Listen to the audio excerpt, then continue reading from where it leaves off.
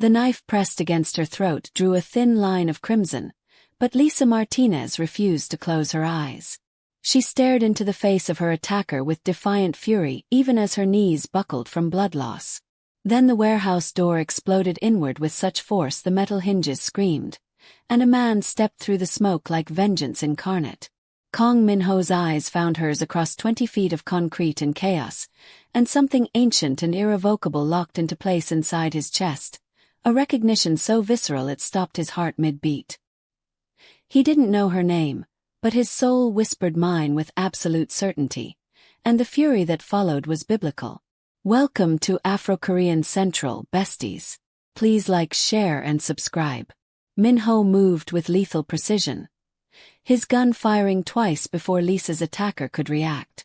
The man crumpled, and Min-ho crossed the distance in seconds, catching her as she collapsed. Her blood soaked into his expensive suit, warm and terrifying against his hands. Up close, she was breathtaking, all curves and bronze skin and eyes that held both fear and fury in equal measure. He'd come to this warehouse following leads on a rival syndicate. He hadn't expected to find a woman bleeding out on the concrete floor, her wrists bound with zip ties, her dress torn and filthy. He definitely hadn't expected the way his entire world tilted on its axis the moment their eyes met. Get her to the car, Min-ho barked at his second-in-command, Sumin, who materialized from the shadows with 3 other men. But when Sumin reached for Lisa, Min-ho's hand shot out, stopping him with bruising force. Don't touch her. The words came out savage, possessive, shocking everyone including himself. He'd never been possessive of anything except power and territory. Women came and went from his bed without leaving marks on his carefully controlled life. But this woman, this stranger bleeding in his arms, felt different. She felt like she belonged to him, which was insane because they'd never met. Lisa's eyes fluttered open as he lifted her, cradling her against his chest with surprising gentleness for a man known throughout Los Angeles as the Devil of Koreatown. Who are you? She whispered, her voice rough from screaming. Someone who's going to keep you alive, Min-ho answered, already moving toward the exit. Then we're going to have a conversation about why armed men were trying to kill you in my territory. Because make no mistake, everything in a 10-mile radius of this warehouse belongs to me, which means you were in my city, which makes you my responsibility now. The drive to his private doctor took 15 minutes that felt like hours. Lisa drifted in and out of consciousness, her head against Min-ho's shoulder, her blood staining everything it touched. He kept pressure on the knife wound at her throat, his other arm locked around her waist, holding her together through sheer force of will. She was so soft against him, all dangerous curves that his hands wanted to explore despite the completely inappropriate timing. He could feel her heartbeat against his palm, growing weaker, and rage unlike anything he'd ever experienced flooded his system. Whoever had done this to her would die screaming. He would make absolutely certain of that. Dr. Choi met them at his private clinic, a discreet building that asked no questions and kept no records. He took one look at Lisa's injuries and his expression went grim. She needs a hospital. No hospitals, Min-ho said flatly, laying her on the examination table with a gentleness that contradicted his harsh words. No records, no authorities, no questions from people who might talk. You patch her up here, and you do it fast, or I'll find a doctor who will. Dr. Choi knew better than to argue with Kang Min-ho when he used that tone. He went to work immediately, cleaning and stitching while Min-ho stood close enough to count Lisa's shallow breaths. She woke while Dr. Choi was closing the last stitches, her scream of pain cutting through Min-ho like a blade. He grabbed her hand without thinking, his fingers lacing through hers, anchoring her. I'm here, he said, and the words felt strangely right despite their lack of history. You're safe now. Promise. Lisa's eyes found his wide and disoriented, filled with pain and confusion and something else, something that made his pulse spike. Why are you helping me? Because you're mine now, Min-ho answered before he could think better of it. The admission should have terrified him, this instant obsession with a woman whose name he didn't even know, but it felt true down to his bones. Later that night, after Dr. Choi had finished and prescribed pain medication and antibiotics, Min-ho carried Lisa to his car again. She was too weak to walk, too drugged to protest, so she simply curled against his chest like she belonged there. "Where are you taking me?" she mumbled against his neck, her breath warm on his skin. "Somewhere safe. My penthouse. You'll stay there until you're healed and until I figure out who wants you dead. I don't even know you." "You will," Min-ho promised, and the certainty in his voice surprised even him. "By the time this is over, you'll know me better than anyone else in this world." The penthouse occupied the top 3 floors of a building Min-ho owned in downtown Los Angeles. Floor-to-ceiling windows offered views of the glittering city below, and the interior was all masculine elegance, dark woods and leather and minimalist design.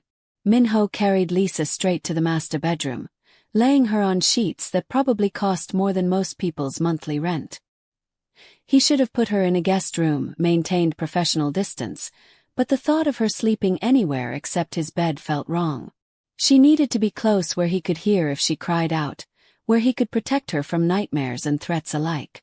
Lisa's eyes opened as he pulled a blanket over her, her gaze tracking his movements with wary intelligence. "What's your name?" "Kang Min-ho." "And yours?" "Lisa Martinez." The name suited her, strong and beautiful with just a hint of danger. "Why were those men trying to kill you, Lisa Martinez?" Her expression shuttered immediately, fear replacing the brief softness. "I don't know." "That's a lie." Min-ho sat on the edge of the bed, close enough to touch but not quite making contact. "I've been in this business long enough to recognize when someone's running from something. So let's try again.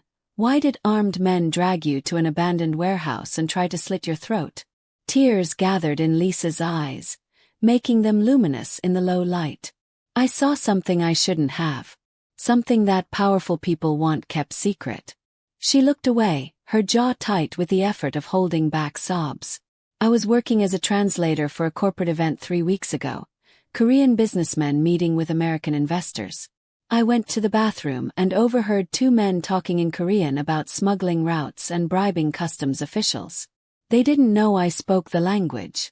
When I came out they saw my face and," her voice broke completely, "they've been hunting me ever since. I've been hiding, running, sleeping in motels and shelters, but they found me yesterday. Dragged me to that warehouse. Said they were going to make an example of me." Min-ho's hand found hers again, his touch gentle despite the fury burning through his veins. "Do you remember their names? Any details about their appearance or the companies they represented?" Lisa's fingers tightened around his, seeking comfort even as her body trembled with exhaustion and fear. One was older, maybe 50, with a scar across his left eyebrow. He kept calling someone on the phone, someone he called Hyungnim, older brother.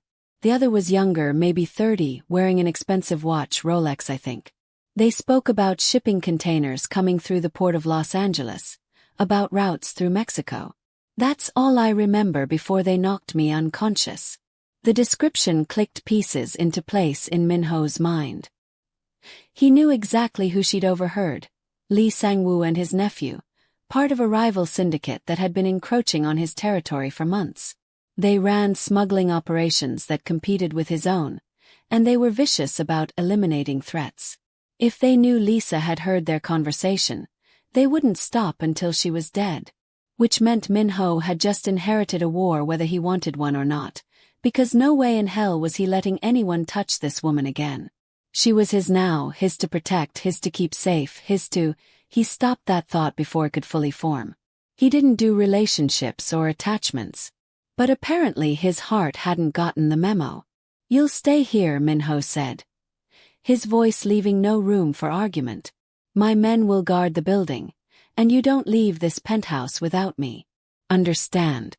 Lisa's eyes flashed with the first real spark of defiance he'd seen. "I'm not a prisoner. No, you're a woman marked for death by people who have the resources to follow through on that threat. So you can either accept my protection and live, or you can walk out that door and be dead within 48 hours. Choice." The brutal honesty made her flinch, but it was necessary.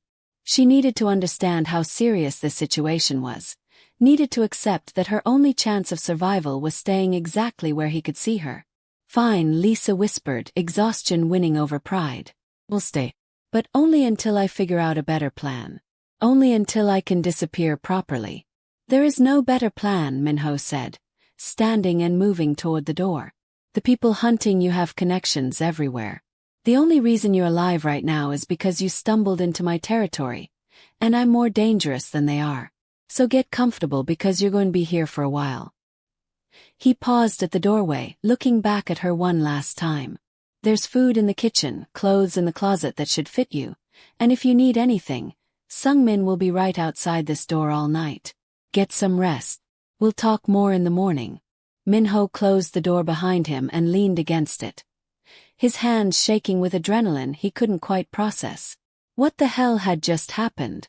He'd rescued countless people over the years, protected assets and allies, made strategic decisions about who lived and died in his world.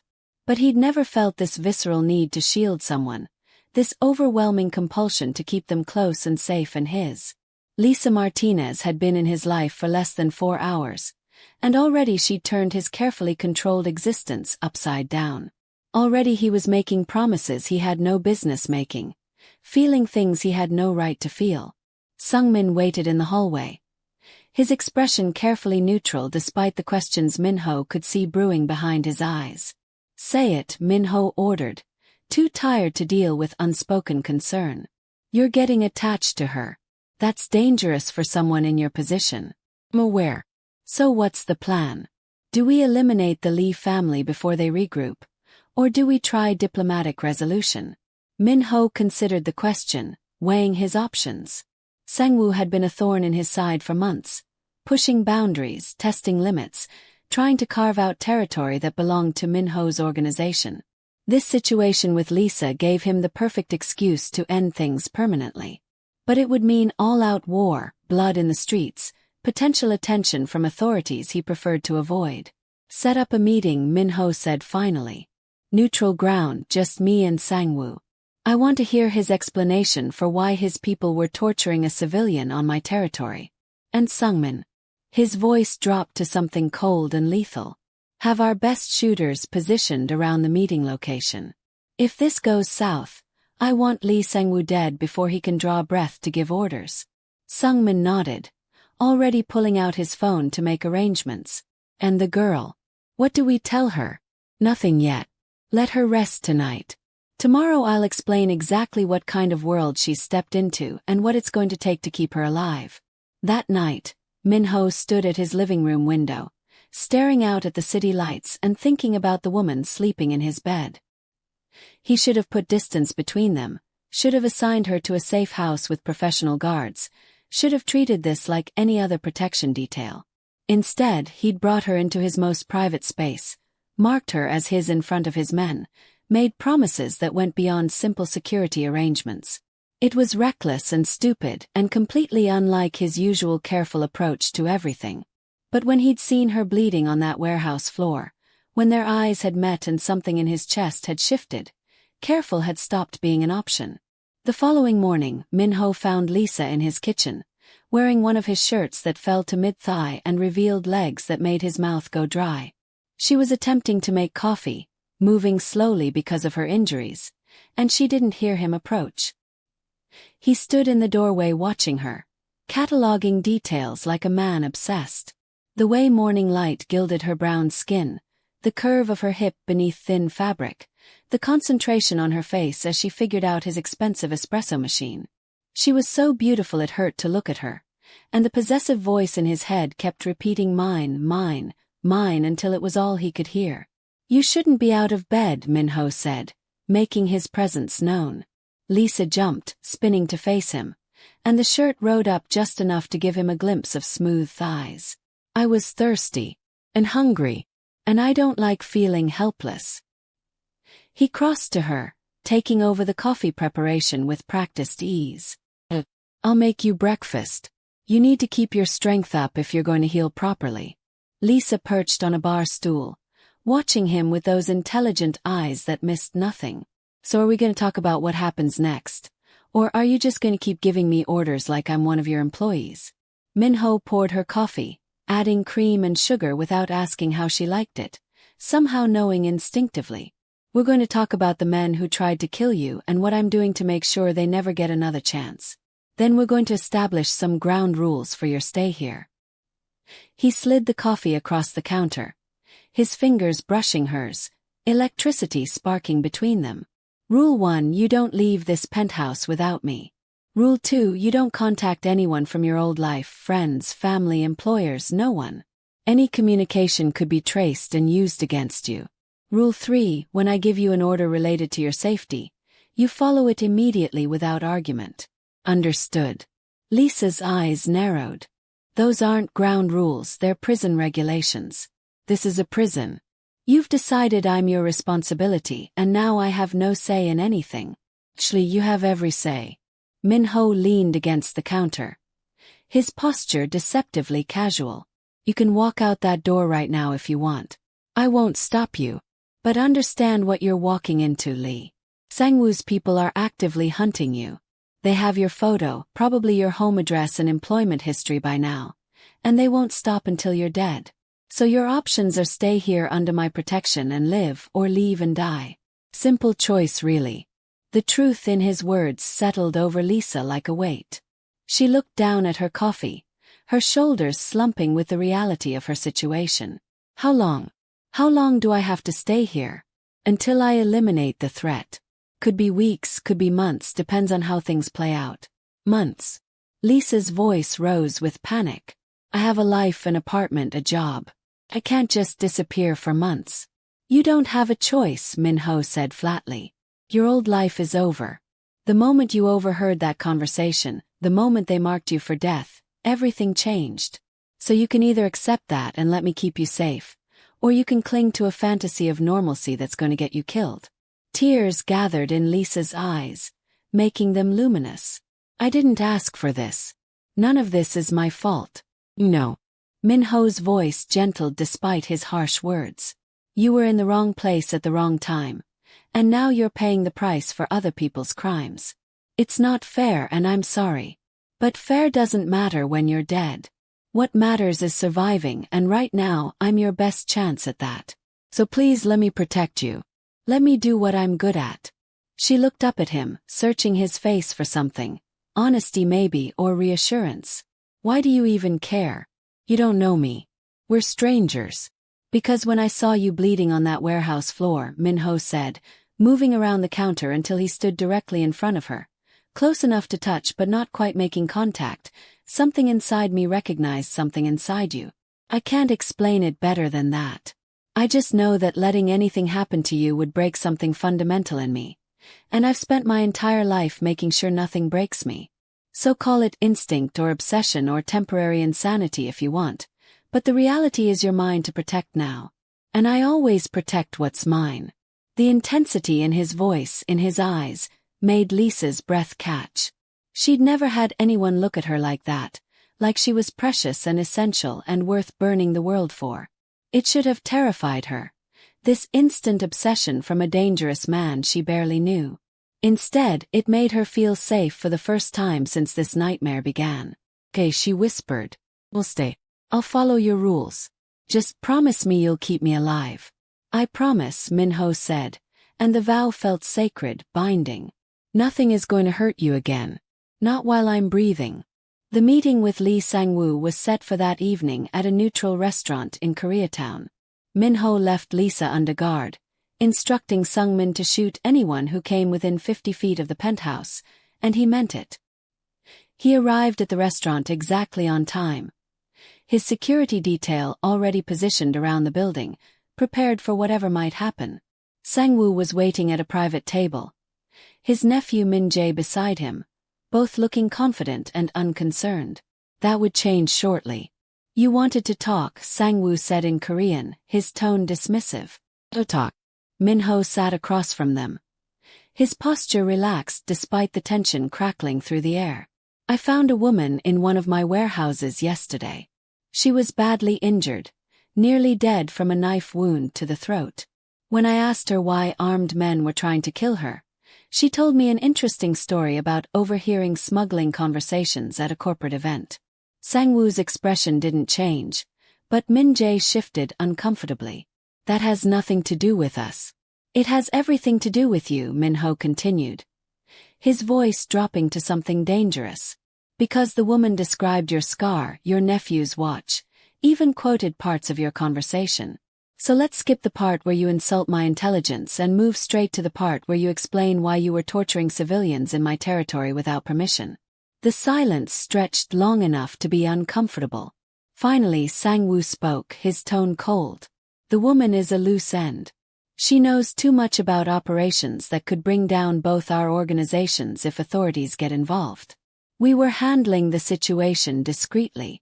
Discreetly would have been killing her quietly in her apartment, Min-ho said. What you did was sloppy and drew attention. My attention specifically.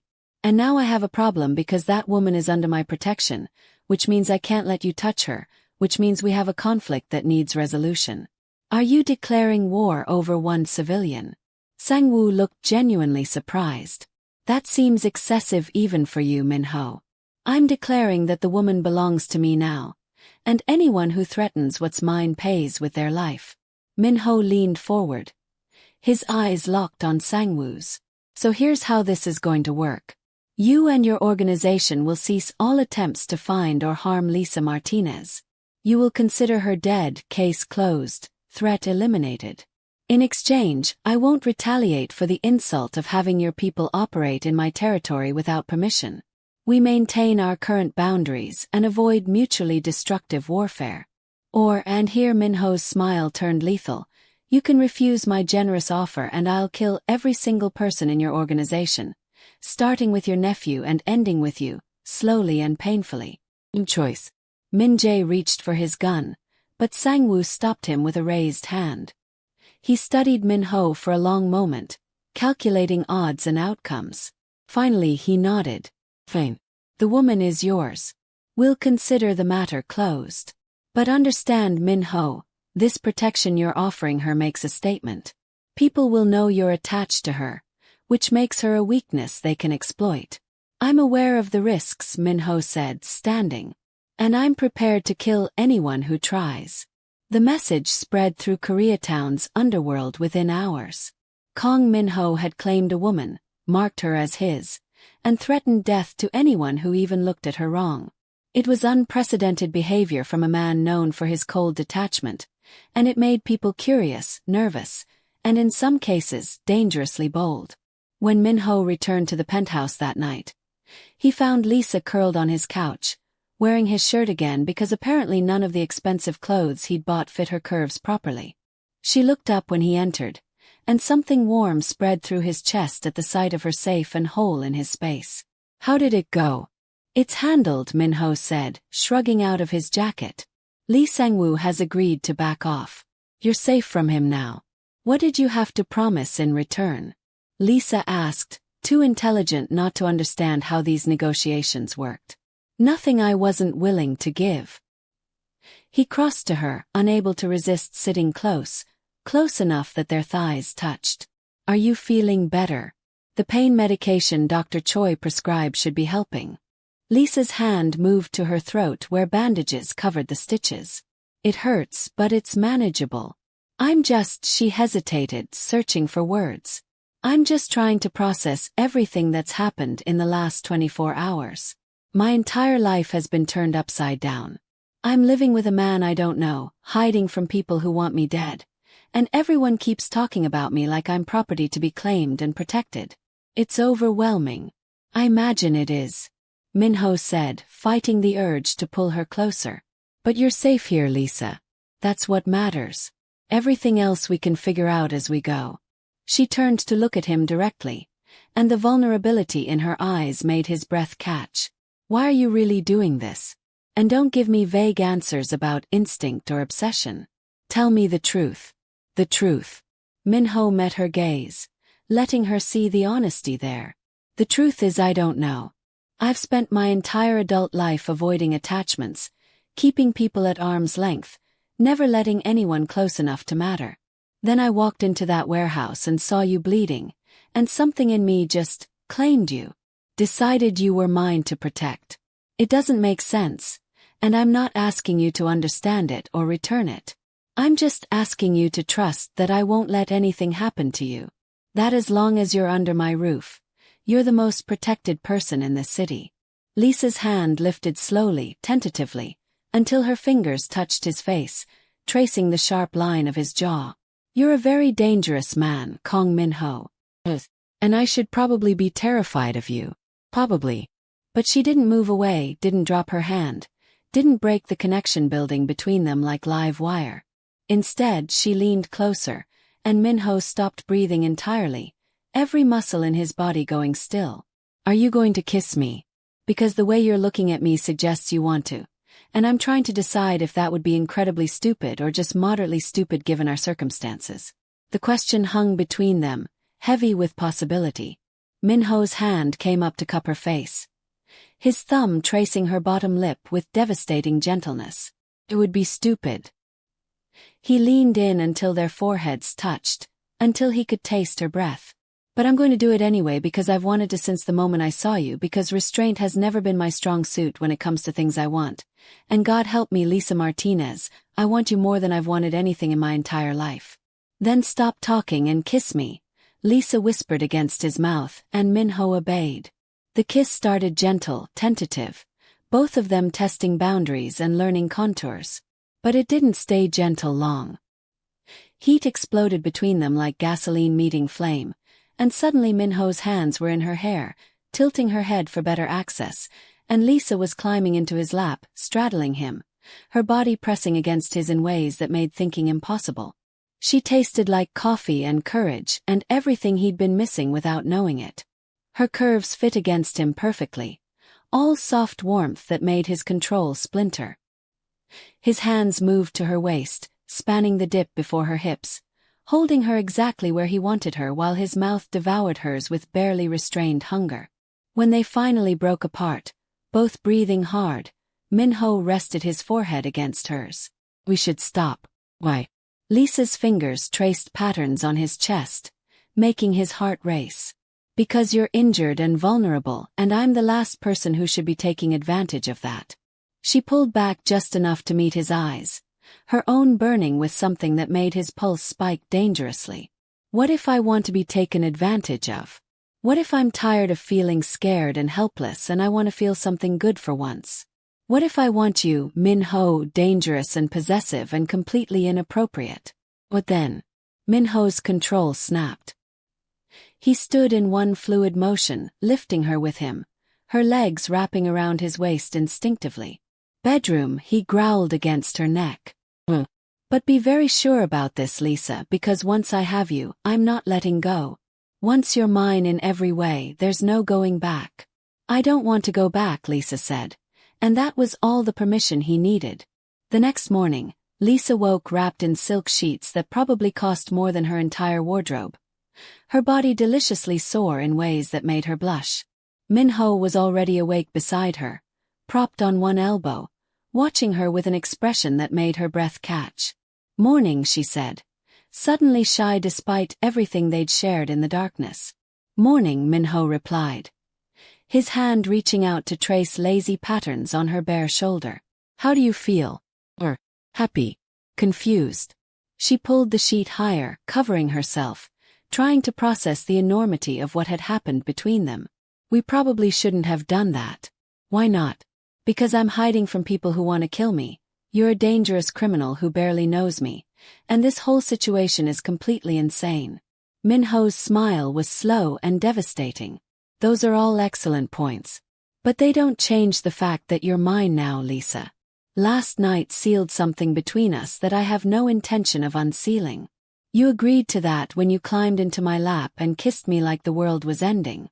I know, Lisa whispered, because she did know, had felt the shift between them, the way something fundamental had changed. I just don't know what happens now. What happens next is we get you healed, Min-ho said, leaning down to kiss her forehead with surprising gentleness. We eliminate any remaining threats to your safety. And we figure out what this thing between us is and whether it can survive in the real world. Does that work for you? Before Lisa could answer, his phone rang, shattering the intimate moment.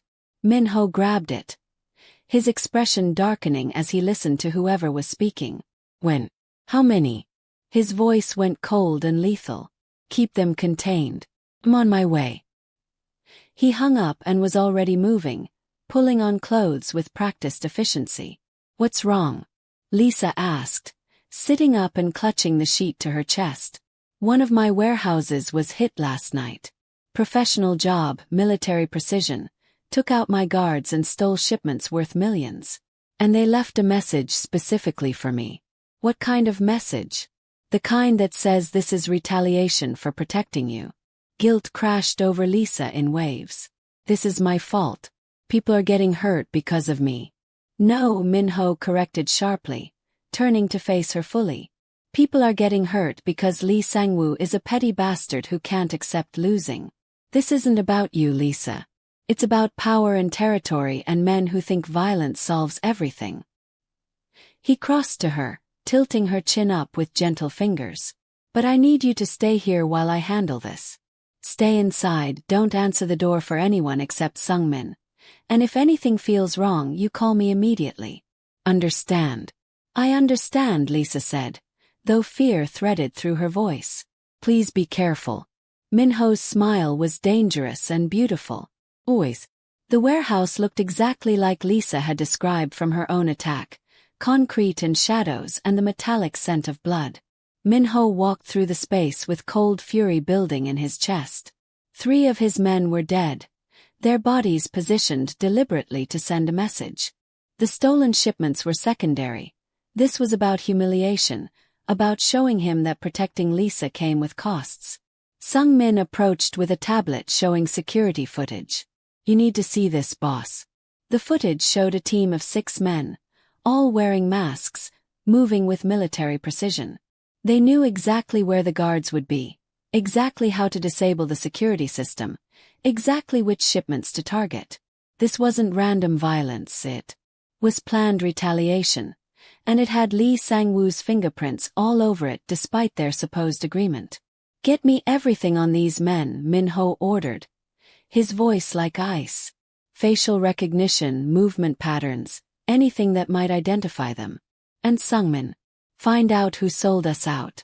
Someone gave them our security protocols and shift schedules. When you find them, bring them to me alive. I want answers before I kill them. While his men worked, Min-ho stood at the warehouse window, staring out at the industrial district and thinking about Lisa's safe in his penthouse. This was exactly what he'd feared when he'd claimed her publicly, that his enemies would use her as leverage, that protecting her would cost him power and blood. But he couldn't bring himself to regret it, couldn't imagine walking away from her now that he knew how she felt in his arms, how she tasted when she came apart beneath him. By afternoon they had answers. The betrayal had come from within, a young enforcer named Kim Tae-sung who'd been feeding information to Lee's organization for months. He was currently locked in a basement across town, and Min-ho was on his way to have a very unpleasant conversation about loyalty and consequences. The interrogation was brutal and efficient. Tae-sung broke quickly, admitting everything, how Lee had approached him, promised money and territory, convinced him that Min-ho was weak for protecting a civilian woman. He gave up names, locations, plans for future attacks, everything Min-ho needed to end this conflict permanently. When it was over, when justice had been served and warnings had been sent, Min-ho headed back to the penthouse covered in other people's blood and emotionally exhausted. Lisa was waiting in the living room when he arrived, pacing like a caged animal, worry etched into every line of her body. When she saw him, relief and horror crossed her face simultaneously. You're hurt. It's not my blood, Min-ho said, stripping off his ruined jacket. I'm fine. But 3 of my men are dead because Lee Sang-woo can't accept losing you. This is going to escalate, Lisa. It's going to get worse before it gets better. Then let me go, Lisa said, her voice breaking. Let me disappear properly, leave the country, whatever it takes to keep your people safe. I can't watch people die because of me. Min-ho crossed to her in 3 strides, his hands gripping her shoulders firmly. Listen to me carefully. You leaving won't stop this. Lee Sang-woo declared war the moment his people took out my warehouse. This is about power and respect now, not about you. If you leave, I still have to fight this war. The only difference is I'll be fighting it while worrying about where you are and whether you're safe. So no, you're not leaving. You're staying exactly where I can protect you. But your men, Lisa protested weakly.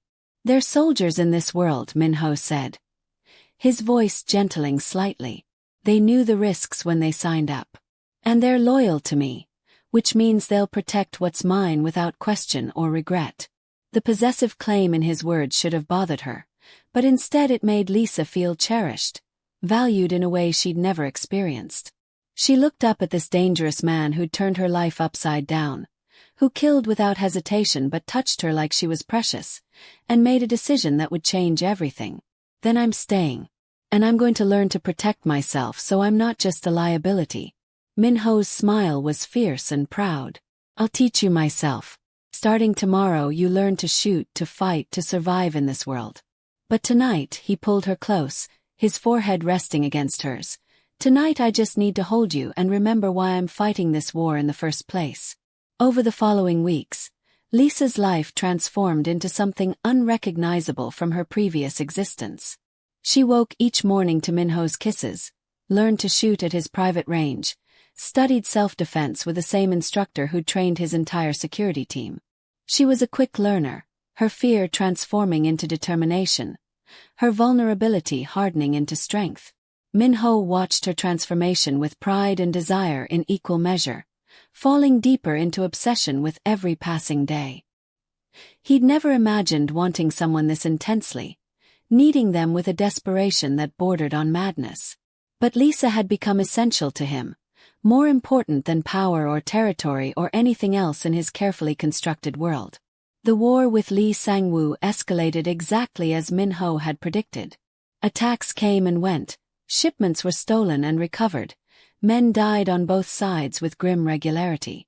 But through it all, Lisa remained safe in Min-ho's penthouse, protected by layers of security that would have made Fort Knox jealous. She learned to sleep through the sounds of Min-ho leaving for midnight meetings, learned not to ask about the blood on his clothes when he returned, learned to accept that this was their reality now, violence and danger woven through moments of tenderness and passion. One evening, about a month after Lisa had moved in permanently, Min-ho returned home to find his penthouse transformed into something magical. Candles lit every surface, casting warm light that made the space feel intimate and romantic. Lisa stood in the kitchen wearing a dress that hugged her curves perfectly, cooking something that smelled incredible and completely unfamiliar. "What's all this?" Min-ho asked, genuine surprise in his voice. "Dinner," Lisa said, turning to face him with a smile that made his chest tight. "I realized I've been living in your space for a month, eating your food, wearing clothes you bought me, and I've never done anything to show my appreciation. So I made Filipino adobo, my grandmother's recipe. It's probably terrible since I haven't cooked in forever, but I wanted to try." Min-ho crossed to her, pulling her into his arms despite the sauce-covered spoon she was holding. "You don't need to thank me for keeping you safe. That's not negotiable or transactional. But I love this," he admitted, kissing her temple. "Coming home to you, cooking in my kitchen, seeing candles everywhere, having someone wait for me. I didn't know I wanted this until right now." They ate dinner together, and the adobo was actually incredible, rich and savory with just the right amount of tang. Lisa told stories about her grandmother who'd immigrated from the Philippines, about growing up caught between cultures, about dreams she'd had before everything fell apart. Min-ho listened with genuine interest, storing away every detail about her past, building a complete picture of the woman who'd invaded his life so thoroughly. After dinner, they moved to the couch with wine, Lisa curled against his side, his arm wrapped possessively around her shoulders. "This feels too normal," she said quietly. "Like we're just a regular couple having a regular evening instead of hiding from people who want me dead while you fight a gang war. Would you prefer something more dramatic?" Min-ho teased, his fingers playing with her hair. "I could arrange for a car chase or maybe a shootout to keep things interesting." Lisa laughed despite herself, swatting his chest playfully. "I'm being serious. Sometimes I forget how dangerous this all is because being with you feels so." She searched for the right word. "If you make me feel safe even when nothing about this situation should feel that way." That's the goal, Min-ho said, pulling her closer. I want you to feel safe with me always, no matter what's happening outside these walls. His expression grew more serious. Lisa, I need to tell you something. The war with Lee Sang-woo is reaching its conclusion. My people have located his main operations, and we're planning a final strike that will end this permanently. When it's over, when the immediate threat is gone, you'll have choices to make. What kind of choices? Whether you stay with me or not. Whether this thing between us is just survival instinct and proximity, or whether it's something that can exist outside crisis mode. Min-ho's voice dropped lower, more vulnerable than she'd ever heard it. I know I forced you into this situation, that you didn't choose this life or me initially.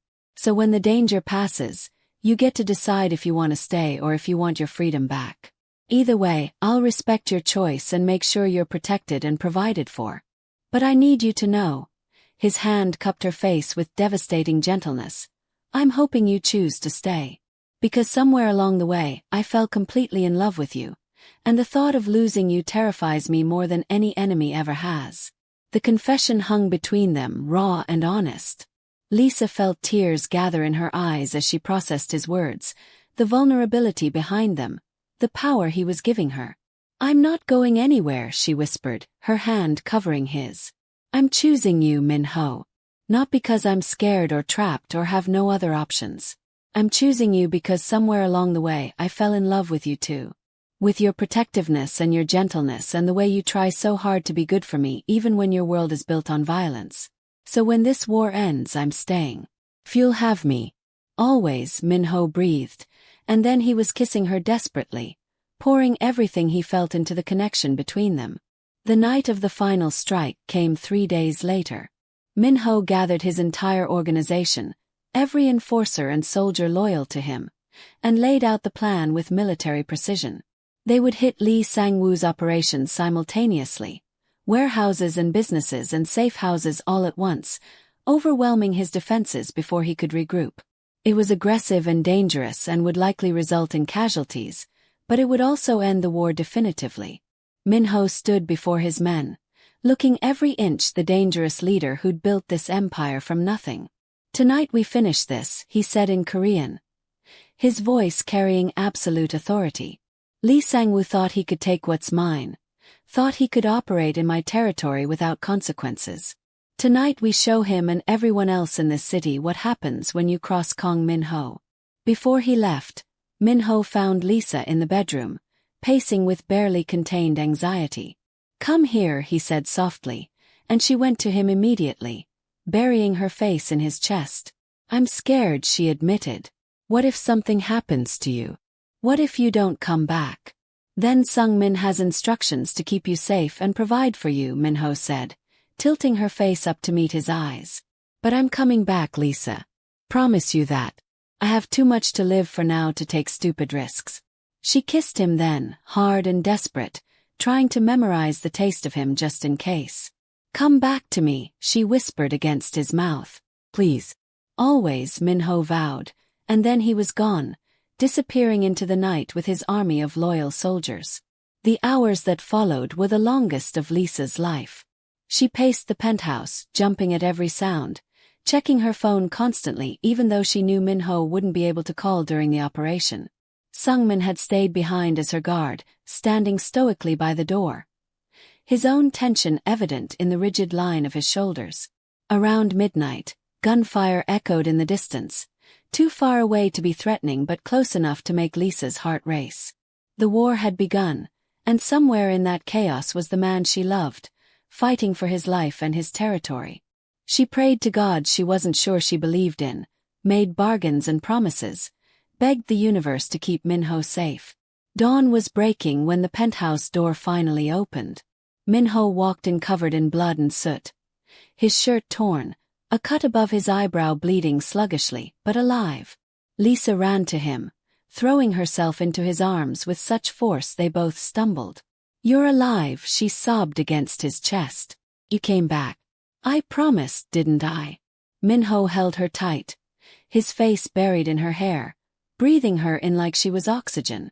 It's over, Lisa. Lee Sang-woo is dead. His organization is destroyed. The threat to you is gone. They stood like that for long moments, just holding each other, processing the magnitude of what had happened. When they finally pulled apart, Lisa looked up at him with tear-stained eyes. What does this mean for us now?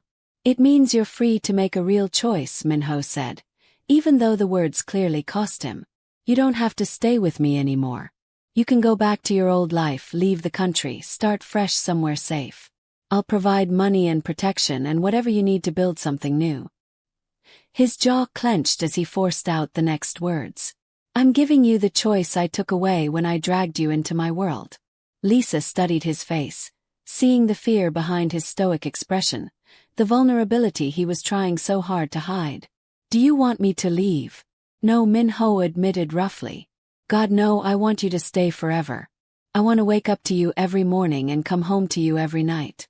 I want to watch you become even stronger and more dangerous. I want everything with you, Lisa. But I also want you to choose that freely, not because you're scared or feel obligated. Then I'm staying, Lisa said firmly. I already told you that, Min-ho. I'm choosing you. Not because I have to, but because I want to.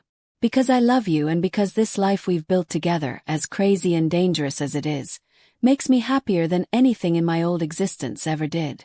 She pulled his face down to hers, kissing him with all the emotion flooding through her. I'm yours, Min-ho. Completely and willingly yours. And you're mine.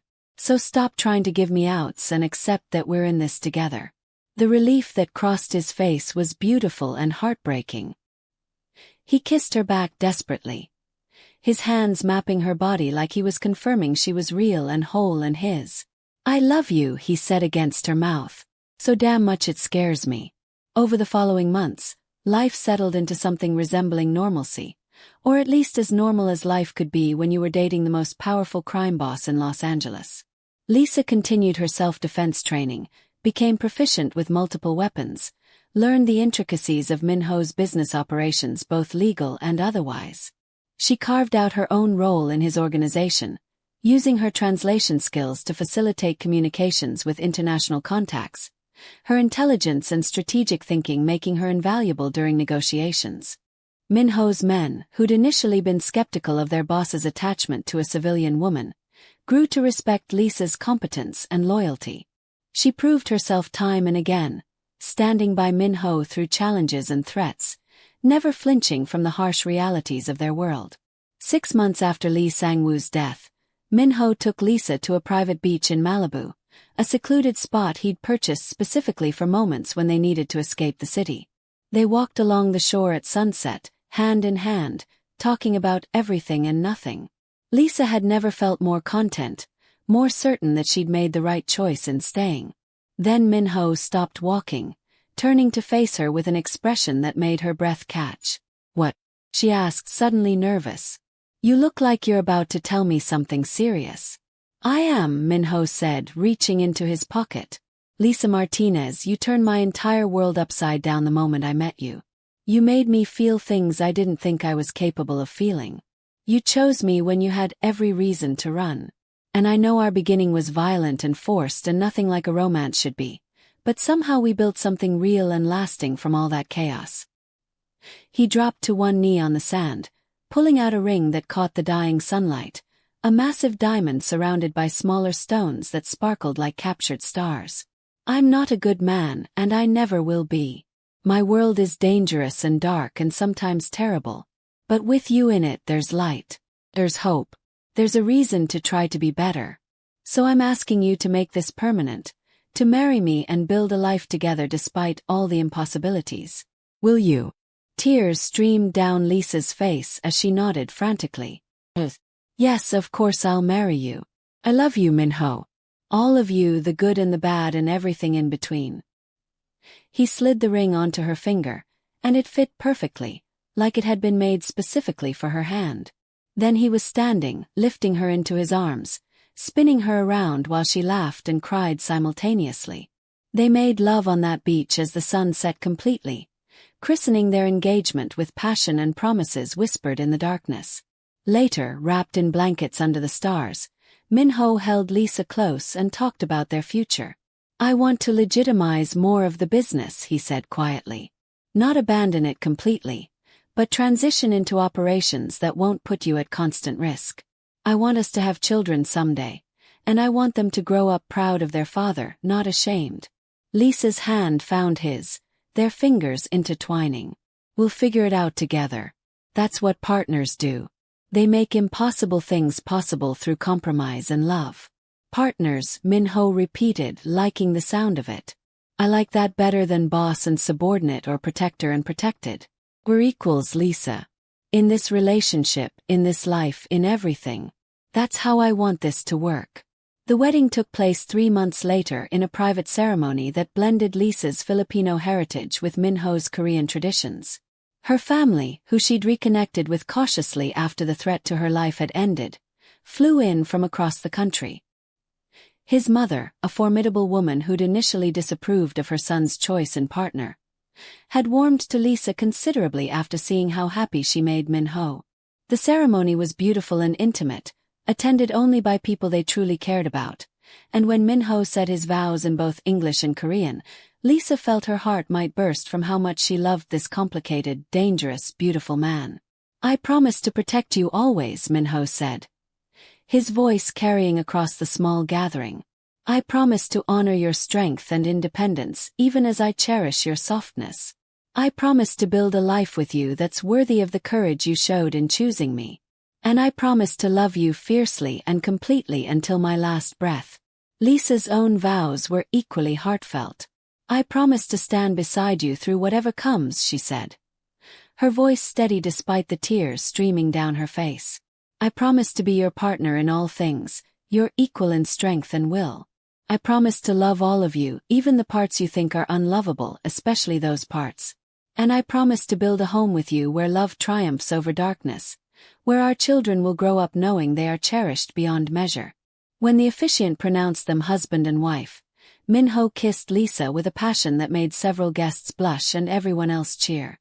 This was it, the impossible happy ending to a story that had started with violence and terror, the proof that love could bloom even in the darkest soil. The reception was joyful chaos, traditional Korean music blending with Filipino folk songs, multiple toasts in multiple languages celebrating the union of two people from such different worlds. Sumin gave a speech that made Min-ho laugh and Lisa cry, talking about how he'd never seen his boss smile before Lisa came into his life, how she'd transformed a man everyone thought was incapable of softness into someone who looked at his wife like she hung the moon. As the night wore on and guests began leaving, Min-ho pulled Lisa aside to a quiet balcony overlooking the venue. Are you happy? He asked, his arms wrapped around her from behind, his chin resting on her shoulder. Happier than I ever imagined possible, Lisa said honestly, leaning back against his solid warmth. This isn't how I thought my life would go, but I wouldn't change any of it.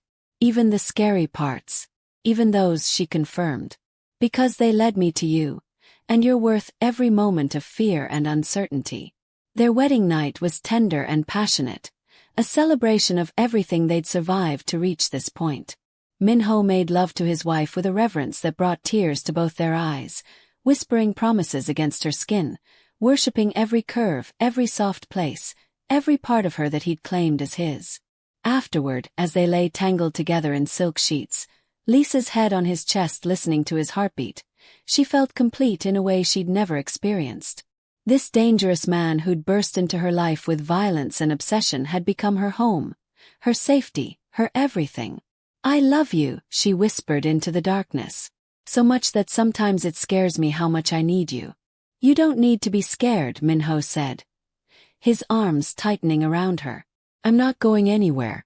You're stuck with me for life now, Mrs. Kang. Good, Lisa said, smiling against his skin. That's exactly how long I want you. The first year of marriage brought changes neither of them had anticipated. Min-ho worked diligently to legitimize more of his operations, transitioning from purely criminal enterprises into businesses that operated in legal gray areas at worst. He maintained enough of his underground connections to remain powerful and protected, but reduced the violence and danger that had characterized his earlier career. Lisa continued developing her role in the organization, her intelligence and multilingual skills making her invaluable during international negotiations. Together, they were formidable, a power couple that commanded respect throughout Los Angeles's diverse communities. But despite their professional success and deep love for each other, something was missing. Both of them wanted children, wanted to fill their home with the sound of little feet and laughter, wanted to build a family that would carry forward their combined legacies. They tried for months without success, and Lisa grew increasingly anxious, worried that perhaps the stress and trauma of their early relationship had somehow affected her fertility. Min-ho reassured her constantly, insisting that it would happen when the time was right, that they had all the time in the world. But privately, he worried too, wondered if perhaps his lifestyle, the violence and stress and constant danger, had somehow broken something essential in him. Then, on a morning almost exactly 2 years after they'd first met, Lisa woke feeling strangely nauseous. She stumbled to the bathroom, Min-ho following with concern etched into every line of his face. "What's wrong? Are you sick? Should I call Dr. Choi?" "I don't know," Lisa said, gripping the counter as another wave of nausea washed over her. "I just feel off. Strange. Not sick exactly, just different." Realization dawned on Min-ho's face. "When was your last period?" Lisa thought back, counting days in her head, and her eyes went wide. 3 weeks ago. I'm late. I'm never late." They stared at each other for a long moment, hope and fear mingling in the space between them. Then Min-ho was moving, grabbing his phone, calling his assistant. "I need pregnancy tests delivered to my penthouse immediately. Multiple brands, the most accurate ones available." "Yes, right now. I don't care what time it is. Wake up every pharmacy owner in the city if you have to." The tests arrived within 30 minutes, and Lisa took 3 of them with shaking hands while Min-ho paced outside the bathroom like a caged animal. When she emerged, holding all 3 tests with their positive results clearly visible, tears streaming down her face, Min-ho's knees actually buckled. He caught himself on the doorframe, staring at the tests like they held the secrets of the universe. "We're having a baby. We're having a baby," Lisa confirmed, laughing and crying simultaneously. "You're going to be a father, Min-ho." His reaction was immediate and overwhelming. He crossed to her in 2 strides, pulling her into his arms so tightly she could barely breathe, his face buried in her neck. "Thank you," he said roughly, his voice thick with emotion. "Thank you for choosing me, for loving me, for giving me everything I never knew I needed. I'm going to be the best father I can be, Lisa. I swear it. Our child will grow up knowing they're loved and safe and valued. I'll die before I let anything happen to them or you." "I know," Lisa said, holding him just as tightly. "You're going to be an amazing father. Protective and devoted and so full of love it'll probably embarrass them when they're teenagers." The pregnancy transformed Min-ho in ways Lisa hadn't anticipated. He became even more protective, hiring additional security, baby-proofing the penthouse months before it was necessary, reading every parenting book he could find in both English and Korean. He attended every doctor's appointment, held Lisa's hand through morning sickness, talked to her growing belly in soft Korean, telling their unborn child stories about their parents' unusual love story. Lisa bloomed under his attention, her body changing and growing, her natural curves becoming even more pronounced. Min-ho couldn't keep his hands off her, constantly touching her belly, kissing her with a passion that pregnancy hormones only intensified. They made love carefully but frequently, Min-ho worshipping her changing body, treating her like she was made of glass and precious metal simultaneously. 8 months into the pregnancy, on a quiet Sunday morning, Lisa woke to dampness between her legs and a cramping pain that made her gasp. Min-ho was instantly alert, years of dangerous living making him a light sleeper. "What's wrong? Is it the baby?" "I think my water just broke," Lisa said, panic threading through her voice. "But it's too early. I'm not due for another month. Dr. Choi said this could happen." Min-ho was already moving, calling his doctor, gathering the hospital bag they'd prepared weeks ago. "It's going to be okay," he said with a certainty he didn't quite feel. "Babies come early sometimes. You're strong, our baby is strong, everything is going to be fine." The drive to the hospital was tense, Min-ho holding Lisa's hand while Sumin drove at speeds that definitely broke multiple traffic laws. Contractions came faster and harder, making Lisa cry out with pain. Min-ho felt helpless watching her suffer. This man who could control so much, unable to do anything except offer comfort and presence. Labor lasted 14 hours. 14 hours of pain and exhaustion, and Min-ho refusing to leave Lisa's side for even a moment. He held her hand through every contraction, wiped sweat from her forehead, whispered encouragement in both English and Korean.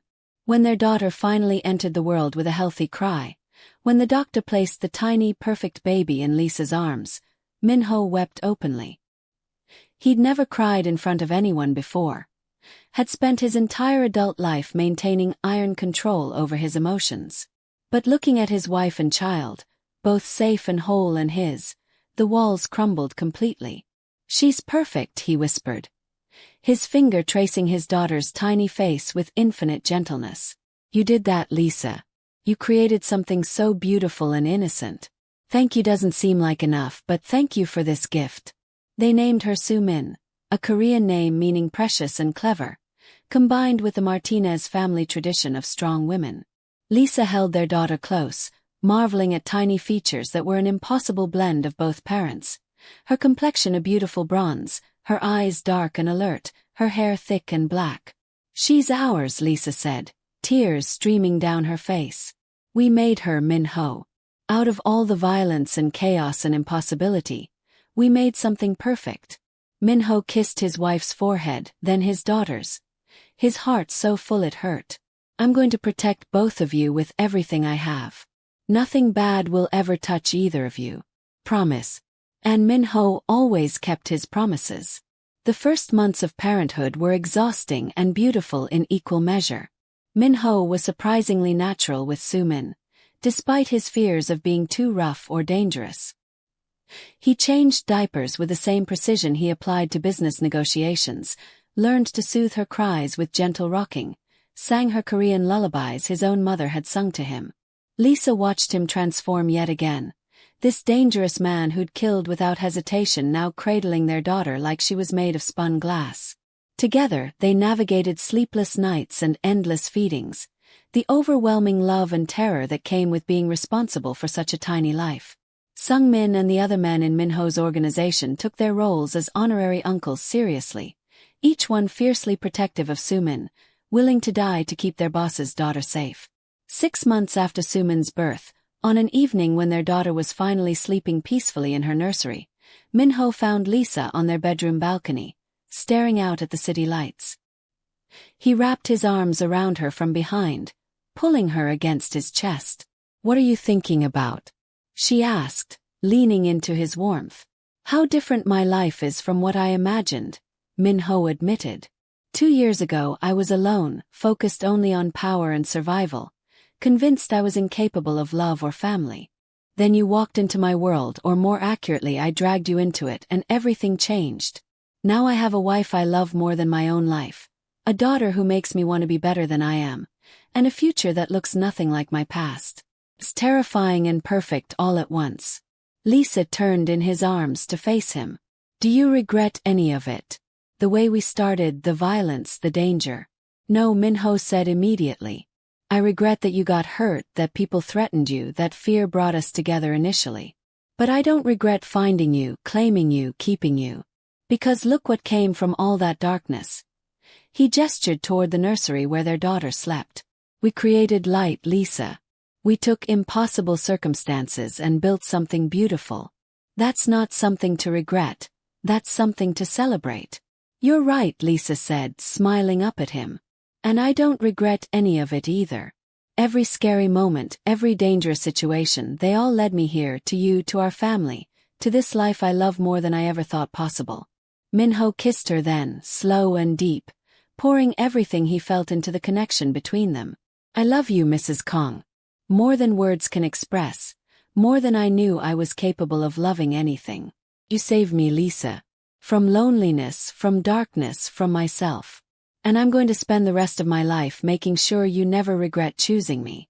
"I could never regret you," Lisa promised against his mouth. "You're the best choice I ever made." As they stood together on that balcony, the city sprawling below them, their daughter sleeping peacefully inside, Both of them understood that their love story would never be conventional or easy. There would always be danger lurking at the edges of their world, always threats to navigate, always darkness to fight against. But together they were stronger than any enemy, fiercer than any obstacle. Together they had built something impossible, a family forged in fire, tempered by love, unbreakable by any force. And that, they both knew, was worth every risk they'd taken, every fear they'd faced, every impossibility they'd conquered. Their story had started in violence and terror, but it had become something beautiful, and it would continue being beautiful for all the days they had left. Forever, Min-ho whispered into the night. Always, Lisa echoed.